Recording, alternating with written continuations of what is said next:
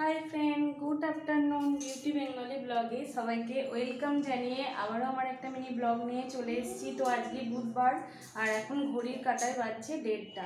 তো এখন থেকে ব্লগটা শুরু করলাম। তো রান্নাঘর থেকেই শুরু করলাম, বুঝতেই পারছো। তো এই জাস্ট রান্নাবান্না সব কিছু কমপ্লিট হলো। এবার গ্যাস ক্লিন করব। এই যে বেসিনে সমস্ত বাসনপত্র রেখে দিয়েছি আর এই দিকে সব কিছু রান্নাবান্না হয়ে গেছে। তাই দেখলাম অনেক দিন বন্ধুদের সাথে খাবার বা রান্নার ভিডিও শেয়ার করা হয়নি। রান্না করতে করতেই ভাবলাম যে ভিডিও করব, কিন্তু এত মানে বেলা হয়ে গেছিলো, দেরি হয়ে গেছিলো। ওই জন্য দেখলাম তাড়াতাড়ি করে আগে রান্নাগুলো করে নিই, কারণ ছোট ছেলে আছে খাবে।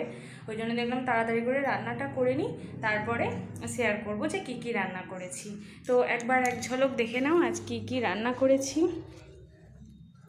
এই যে প্রথমেই আছে ভাত, আর এর সব কিছু এইখানেই রেখে দিয়েছি।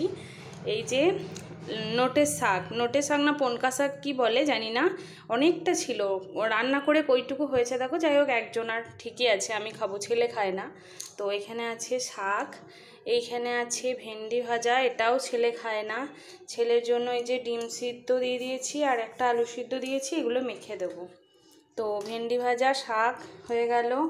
এইখানে করলাম মুসুরির ডাল, এটা এক্ষুনি নামালাম, একদম ঘন করে করেছি। এখানে আছে মুসুরির ডাল, আর এই যে এটা একটু ঝাল ঝাল লাল লাল করে ডিমের কারি করেছি দই দিয়ে, আর কস্তুরি মেথি দিয়ে এটা করেছি। এটা আমি ফোনে দেখে শিখেছি। এটা মানে খুব টেস্ট হয় এই রান্নাটা। ডিমের ঝোল বা ডিমের কারি তো নর্মাল প্রতিদিনই বানানো যায়, এইভাবে বানিয়ে খেয়ে দেখবে, দারুণ হয়।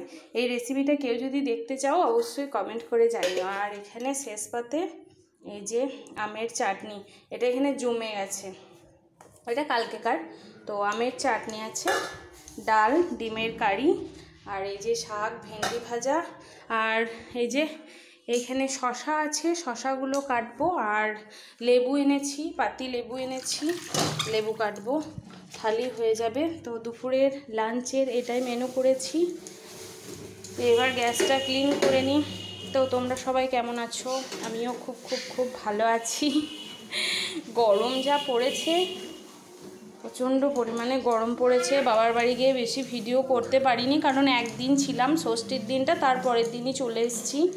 যেটুকু পেরেছি করেছি। বলো, এবার গ্যাসটা ক্লিন করে ছেলেকে খেতে দেবো, ছেলে খাবে, তারপরে এগুলো ধোয়া মাজা করবো, কারণ 1:30টা বেজে গেছে। কোনো দিন সব হয়ে যায় তাড়াতাড়ি, আর আজকে অনেকক্ষণ ধরে মানে দেরি হয়ে গেছে। ছেলেকে পড়াশুনো করালাম, এখন তো স্কুল ছুটি।